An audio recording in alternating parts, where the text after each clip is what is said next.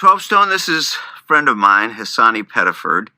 And Hasani, you've been a 12Stoner for 2-3 years now, and you've been putting your career energy into Couples Academy, which is really helping marriages that have gone through affair, how to recover from that.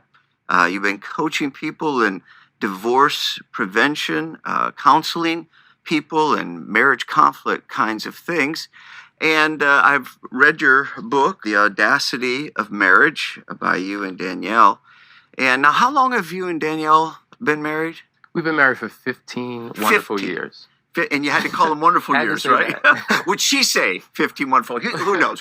We may get to that. And you have children. 4 girls. 4 girls, Yes, all sir. girls. All girls. And what are the ages? Paris is 13, Madison is 12, Savannah is 7, and Sydney is 6. 6. Yeah, you have 4 girls, dude. You have all the free and no boys. Do you at least have like a male dog to help you? I don't have a dog, a cat, a fish. It's just me and 5 females in one home. To one. Yeah. See, God was gracious in my home and gave me 3 boys, and so 3 boys, 1 girl. It's 4-2, and that's barely even. But that's your world. So you have a lot to bring to the table to this conversation. So let's talk about conflict in marriage. In your experience with so many couples, where do couples tend to get stuck in conflict and why?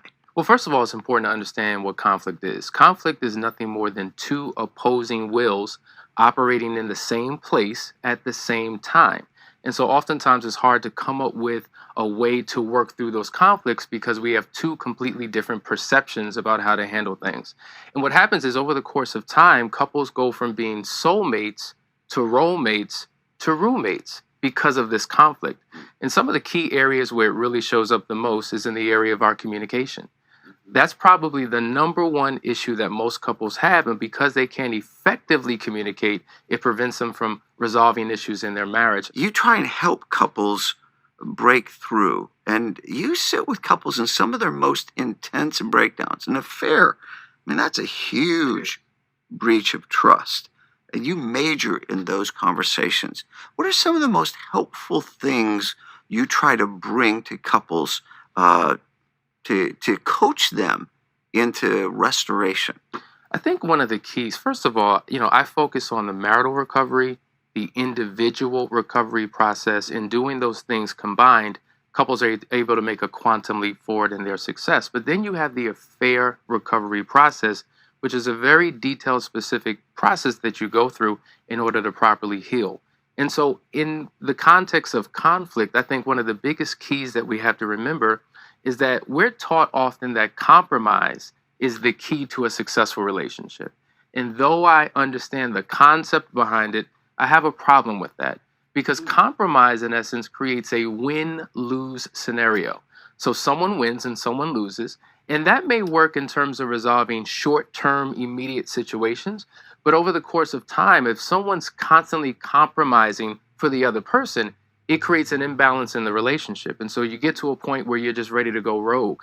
And so because we have all of these unresolved issues, it results in affairs. It results in divorce. And so I think a better concept would be something that we call marital negotiation. Because a negotiation is a win-win scenario based upon the policy of joint agreement where you both win and come out on top. But I've been through what I'll call negotiation efforts with Marcia over the years. Right. And in our earlier years, when it was more challenging to say the least, it was hard to lead a negotiation when you're in the negotiation. True. So do you find that many times couples can't really do that together? Do we always need outside help, or can you figure out how to negotiate together and get to a win-win? I think, first of all, I think there has to be ground rules for effective communication. If there's no form of government in your home, if you don't have laws, in essence, that you abide by, then you have a lawless home.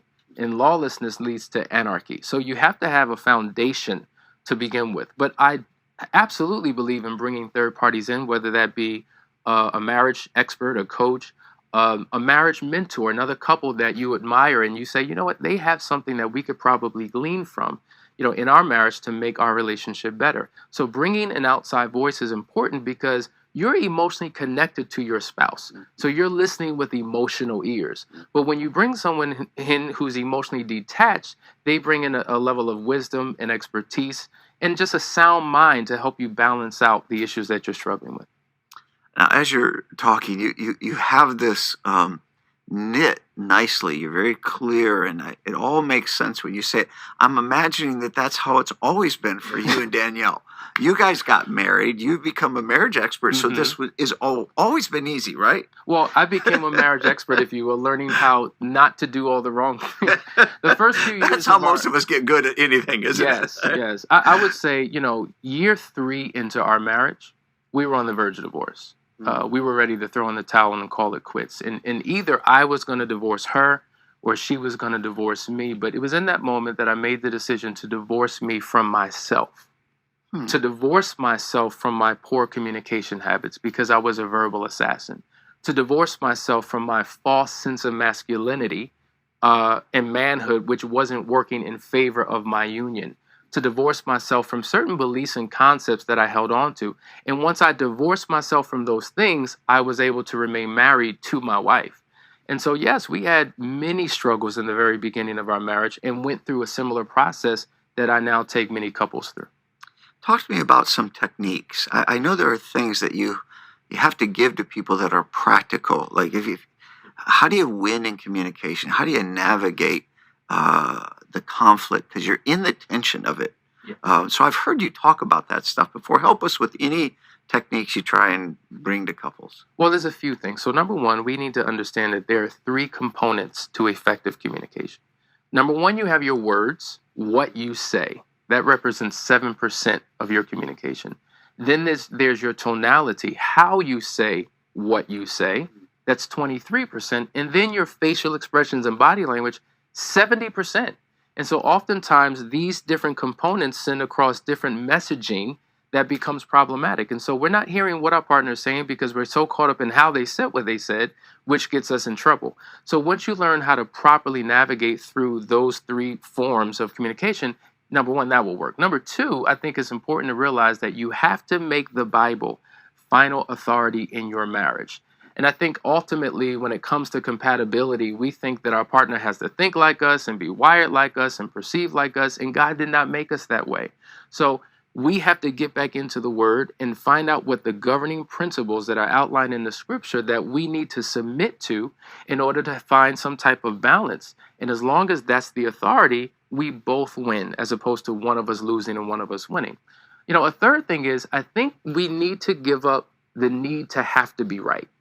When you have to be right, by default, it makes your partner wrong. And if you're always trying to get in a position where you're trying to prove your partner to be wrong, and even if you are right, ultimately you lose in the end anyway. Because now that person walks away defeated. They walk away feeling as if they have no voice, no opinion. And so, I think it's important to realize that when you're discussing things, the discussion should be about what is right. When you're arguing, it's more about who is right. That's a distinction. And so by having these key things in place, I think you can really overcome a lot of the challenges that you experience to have a mutually beneficial, fulfilling relationship. Last thought. As I hear you talk through what it takes to resolve conflict, you speak with a hopefulness. Do you really believe that conflict-filled marriages can return to restored love, deep companionship, emotional intimacy? Do you really buy this stuff?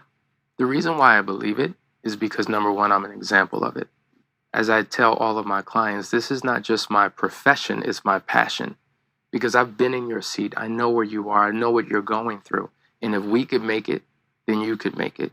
We've been and dealt with couples who have been in some of the worst situations that you can even imagine. And through the power of love, through the power of forgiveness and proper reconciliation, you can bounce back from any hardship. And in essence, your relationship could be better after the crisis than it was prior to the crisis, because the crisis makes you aware of what was wrong in the relationship in the first place. So as you begin to make course corrections, there is hope for your future. That's a great word. Thanks, Hasani. Thank you.